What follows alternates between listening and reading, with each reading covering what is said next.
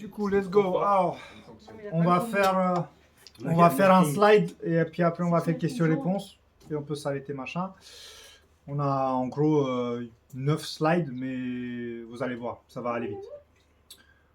Alors, vous avez l'impression de la presse dedans. Première slide, donc ça concerne tout ce qui est statut et trucs réglementaires. Alors, cette année, déjà, avant de commencer, ça a été une année excellente. Parce que, en gros, je ne sais pas si vous vous rappelez, mais on avait fait une sorte de demande de préadhésion pour savoir combien de gens voulaient nous rejoindre. Et par rapport à ces chiffres, on a quasiment doublé en effectif. Enfin, l'effectif réel a été x2, ce qui était très bien. Après, il y a certains aspects de la gestion que moi, j'aurais bien aimé qu'on fasse tous ensemble, mais puis après, j'ai réalisé que j'ai pas assez bien communiqué sur cet aspect-là. En gros, toute la gestion, je l'ai fait moi-même, ce qui ne m'a pas dérangé autant que ça. Mais on va discuter de ça dans les slides qui viennent.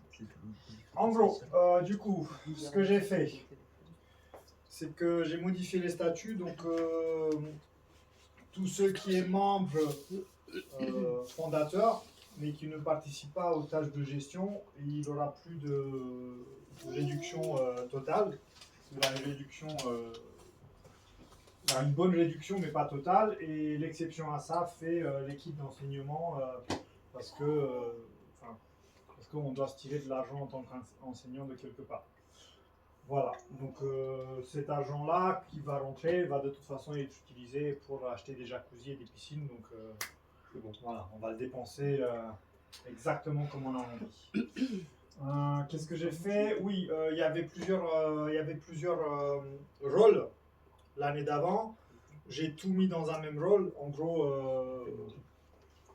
gros, les rôles officiels, c'est président, secrétaire, trésorier. Et tout ce qui va au-delà de ça, c'est au libre arbitre. Donc j'ai tout mis dans un seul rôle. De toute façon, ça ne change rien. Et vu les discussions que j'ai eues avec Simon et Nicolas, donc eux, ils feront plus partie légalement de l'association. Ils vont passer en ce que j'appelle des membres d'honneur.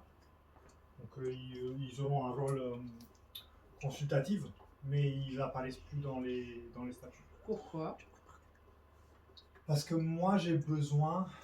ce projet, il a besoin des gens qui sont actifs. Nico, il est actif. Non, Nicolas, il n'est pas actif. Donc là, on passe...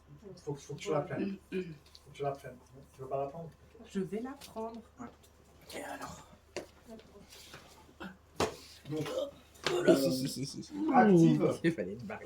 actif pour l'association, ça veut dire désormais la participation dans un projet, Ouais. et au moins une tâche de gestion. Est-ce que ça joue à quelque chose? Parce que c'est quoi? C'est 7 membres minimum, non, en Alsace pour une asso? C'est 7 pour les créer.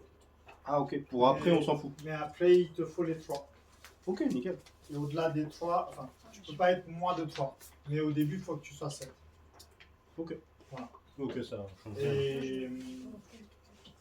Et surtout, pourquoi je les ai, pourquoi on les a exclus? Parce que comme ils ne sont pas actifs dans les tâches de gestion, ça veut dire que, en théorie, si j'aurais besoin légalement de leur signature, ils sont difficiles de trouver. Et donc, dans les statuts, il ne restera que les gens qui participent activement au projet de l'asso et aux tâches de gestion. Ok, donc il faut remplacer la trésorière alors. Oui. Sauf que je ne peux pas, parce que je n'ai personne. Donc pour le moment, ça reste comme ça. Voilà. Il faudra trouver quelqu'un. Est-ce qu'on est bon? Ouais. Voilà, ça c'est le premier slide. Ok. Est-ce que vous avez des questions? Mais c'est pas un coach.